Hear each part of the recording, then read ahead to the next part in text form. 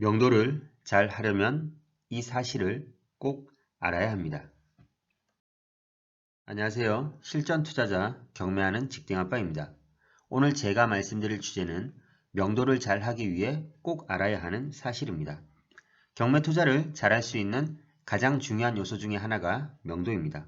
사실 안타깝게도 다른 여러 가지 경매 투자를 위해 필요한 요소들에 비해서 명도만큼은 감정적인 면과 사람의 타고난 성격적인 면이 굉장히 크게 작용하는 부분입니다. 실제로 경매 진행 단계를 거치면서 다른 과정은 깔끔하고 철두철미하게 해결했으나 명도에서 상대방에게 동정심을 느끼고 뒤통수를 맞는 경우가 있습니다. 또한 너무 내성적인 나머지 협상을 시도조차 못하고 점유자에게 끌려가면서 손해를 보는 경우도 발생합니다. 물론 경매로 여러 번 낙찰받아 명도 경험이 몇 번 쌓이다 보면 이런 일을 자연스럽게 줄어들게 될 것입니다. 하지만 동영상을 시청하시는 많은 분들이 경매를 처음 시작하는 분들이 대부분이기 때문에 경매 초보자라서 이런 일이 발생할 수 있다는 사실은 우리가 인정을 하고 그래도 분명히 배움으로써 첫 명도의 어려움을 어느 정도 극복할 수 있는 것도 사실입니다. 경매 투자를 시작하고 나서 처음에는 명도 때문에 너무 힘들다. 점유자가 약속도 안 지키고 연락도 안 된다. 이런 이야기를 주위에서 들어보셨을 겁니다. 하지만 시간이 지나고 그 이야기의 결과를 들어보면 결국은 해결돼서 임차를 마쳤거나 매도를 해서 수익을 올린 것을 많이 보셨을 겁니다. 과정은 조금 힘이 들 수는 있지만 결과는 돈을 벌었다라는 사실입니다. 그렇다면 이 수많은 명도 과정 중에서 경매를 이제 막 시작했거나 첫 낙찰을 받을 사람들에게는 명도를 어떻게 하는 것이 현실적으로 가장 신속하고 깔끔하게 마무리 짓는 일일까요? 오늘은 경매하는 직딩 아빠와 함께 그 해답을 찾아보도록 하겠습니다.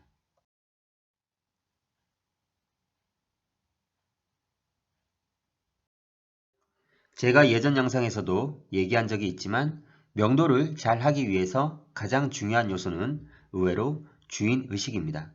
여기서 주인의식은 주체적으로 책임감을 가지고 어떤 일을 이끌어 가야 한다는 의식이라는 일반적인 의미에서 조금 변형해서 주인이기 때문에 자신감을 가지고 어떤 일을 이끌어 가야 하는 의식이라고 생각하시면 되겠습니다. 자, 이게 무슨 이야기냐 하면 점유자를 내보내기 위해서 여러 방법들을 고민할 수 있지만 낙찰받고 잔금 납부를 하면 그 부동산의 물건의 소유자는 온전히 낙찰자가 되는 것입니다.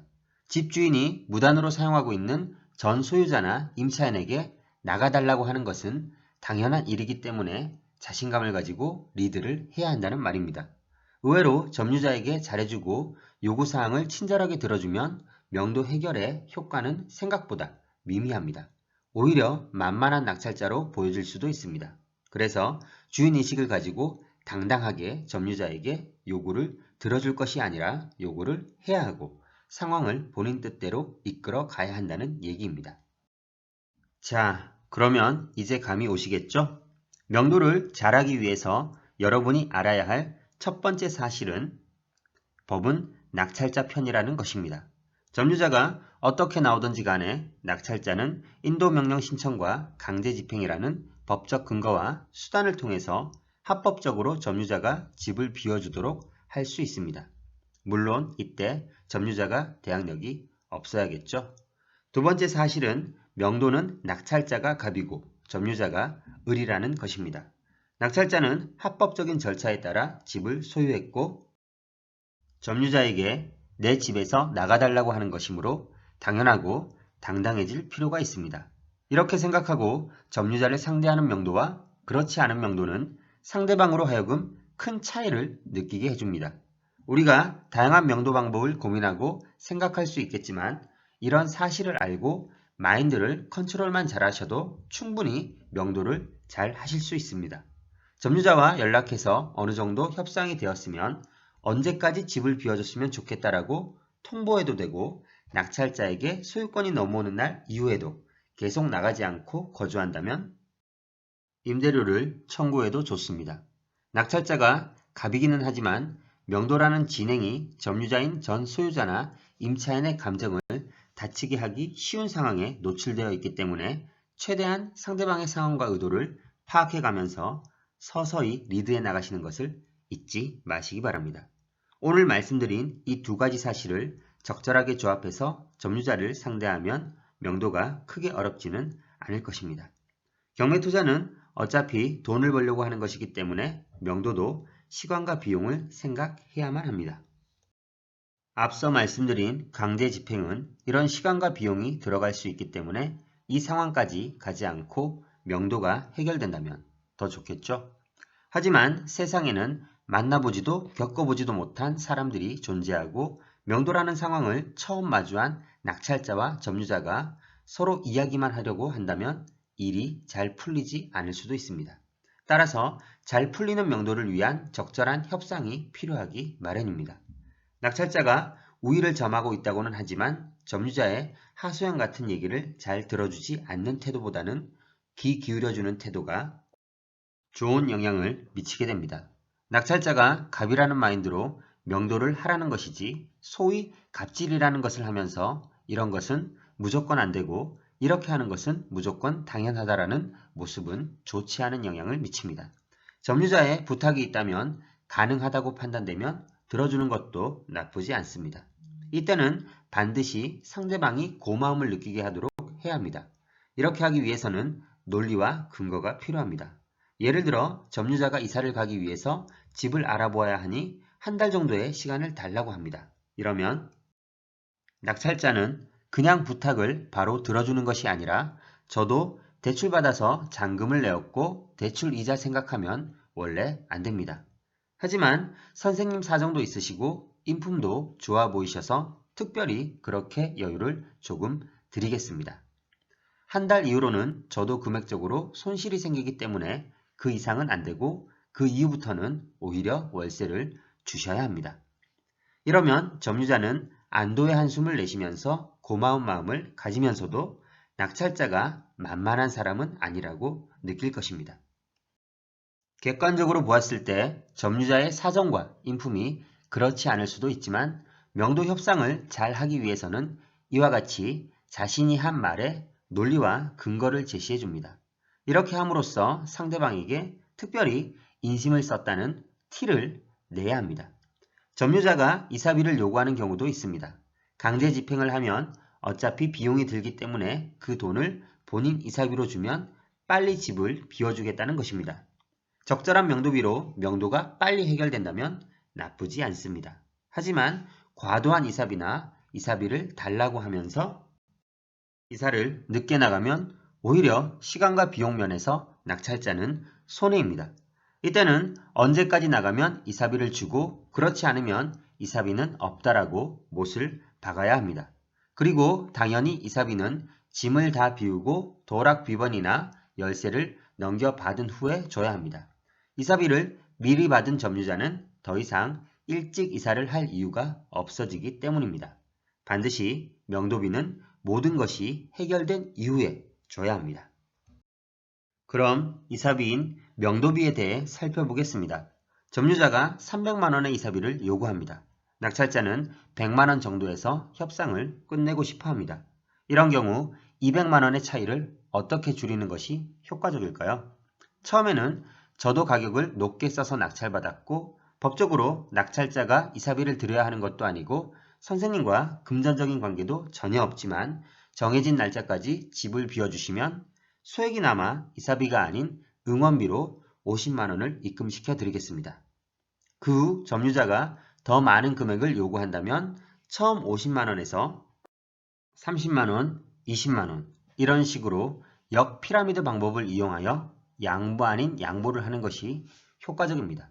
왜냐하면 이런 식으로 금액적인 양보를 하게 되면 점유자가 낙찰자의 금액적인 양보가 점점 마지노선에 가까워지고 있구나 라고 느끼기 때문입니다.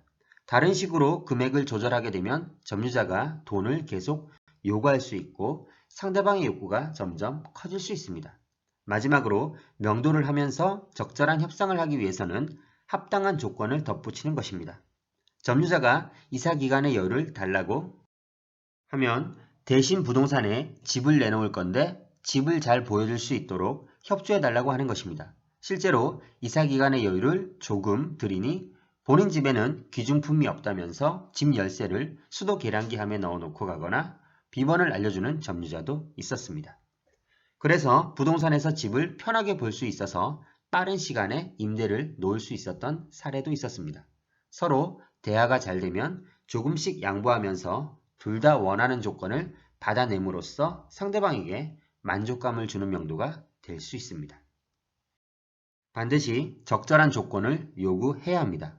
본인이 양보를 해주고 조건을 수용해 주었으니 점유자가 참 고마워하겠지 라는 순진한 생각은 명도 협상을 할 때에는 버려야 합니다. 똑같은 조건을 들어주더라도 상대방이 어떻게 느끼게 하느냐? 이것이 명도 협상의 핵심입니다. 자, 어떠신가요? 명도를 잘 하려면 이런 사실들을 꼭 알고 참고하시기 바랍니다. 이런 사실을 말씀드려도 너무 힘들 것 같다. 내가 저런 것들을 어떻게 하지? 라고 하면서 어려워하시는 분들도 분명 있으실 겁니다. 하지만 이 영상을 반복적으로 시청하시고 연습을 하신다면 여러분도 충분히 하실 수 있습니다. 이런 명도 협상이 다소 어렵게 느껴지신다면 처음부터 직접 대면해서 대화를 나누지 마시고 문자나 전화통화로 연락을 하면서 여유 있게 말을 이어나가면 됩니다. 경매 투자도 그렇고 명도도 본인이 직접 주체가 되어서 협상을 리드하고 점유자와 대화를 해본다는 자체가 중요한 것입니다. 해보지도 않고 지레 어렵다고 짐작하고 포기하는 일은 없기를 바랍니다. 그리고 주의하실 점은 점유자가 전 소유자인지 배당받는 임차인인지 아니면 그렇지 않은 임차인인지에 따라서 명도 방법을 조금씩 달리하실 필요가 있습니다. 당연히 이에 따라 명도비도 차이가 있을 수 있겠죠. 명도를 여러 번 해보았고 교육생들도 많이 하고 있습니다. 하지만 경매 투자 과정에서 명도 때문에 크게 어려웠던 기억은 없습니다. 어차피 결국은 해결되는 일이기 때문입니다. 따라서 말씀드린 내용을 참고하셔서 주도권을 가지고 가면서 스트레스 받지 마시고 명도를 해 나가시기를 바랍니다. 네이버 카페에 오시면 더 많은 정보를 확인하실 수 있습니다. 저는 다음에 더 좋은 경매 꿀팁으로 찾아뵙겠습니다. 이번 영상이 도움이 되셨으면 좋겠네요. 오늘도 투자할 경매 물건 검색하셨나요? 경매 투자를 직접 하면서 실전 경험을 쌓아가고 계신가요? 경매 투자를 여러 번 해보고 경험이 축적된다면 부동산 재테크로 수익을 쌓아가실 수 있습니다. 부동산 투자로 성공적인 수익을 만들어 가시기를 바라겠습니다. 지금까지 시청해 주셔서 감사합니다.